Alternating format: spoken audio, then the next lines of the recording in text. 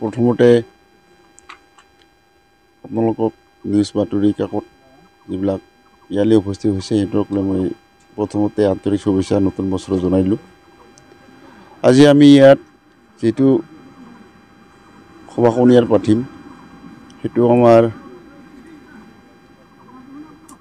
বড়ো জাতিৰ মংগোলীয় গোষ্ঠীৰ যিটো আমাৰ পোনপ্ৰথমে জন্মগত ধৰ্ম সেইটো বাথৌ ৰক্ত বাথৌ বুলি কয়। আমি এইটো পালন কৰি আছোঁ আৰু ভৱিষ্যতলৈকে পালন কৰি যাম। ইয়াত জনামতে আদিম যুগত আমাৰ বড়োসকলে সেই ৰক্ত বলিবিধান ধৰ্মৰে চলি আহিছে। জন্মগত ধৰ্ম এইটো আমাৰ, সেইটোৱে আমাৰ এই বাথৌ ধৰ্মৰ যিবিলাক ভক্ত আছে সিহঁত আজি বহু বছৰ ধৰি পালন কৰি আহিছে। আৰু এইটো আমাৰ আজিৰ যিটো আমি ইয়াত বাথৌ ধৰ্ম পালন কৰিব বিচাৰিছোঁ এইটো আমাৰ কোকৰাঝাৰ জিলা এনে বড়ো ভাষাৰ গুদি বাথৌ বুলি কয়। মানে পৰম্পৰা আমাৰ জন্মগত ধৰ্ম এইটো আমি ইয়াত সকলো অল কোকৰাঝাৰ জিলাৰ যিবিলাক পূজাৰী বুলি কয় মানে ওজা জানাগুৰু, সেই জানাগুৰুৰ মানে 4তম এইটো চেমিনাৰ ইয়াত পাতিব বিচাৰিছোঁ। এই ঠাইখনৰ নাম বেঠাগাঁও বুলি কয়।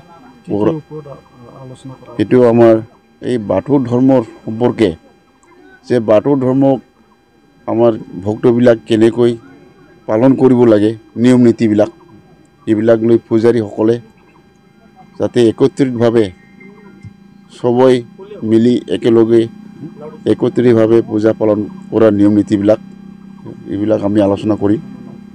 আৰু ইয়াত লগতে আমাৰ এই পুৰোহিত বা ওজা জানাগুৰুৰ লগতে ওচৰ চুবুৰীয়া মান্যগণ্য ব্যক্তিসকলেও ইয়াত উপস্থিত থাকিব।